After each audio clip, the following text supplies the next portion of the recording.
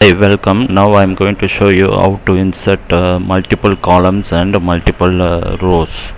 You know very well that if you want to insert a column, you will go here.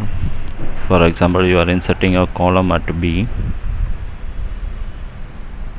Select the column, right click, insert.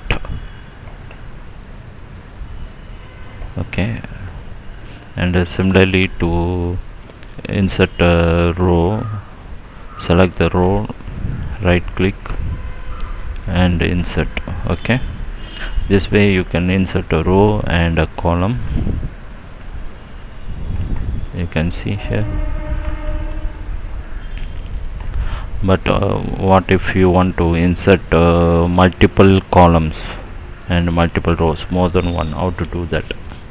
For example, I want to insert three columns. Then I must select the 3 rows before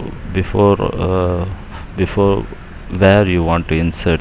Okay, so select the 3 rows and right click. Now insert. It will insert 3 columns. Okay, so similarly when you select 3 rows and insert, it will insert 3 rows before these 3 rows.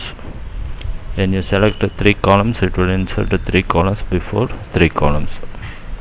Okay, this way you can insert multiple columns and rows.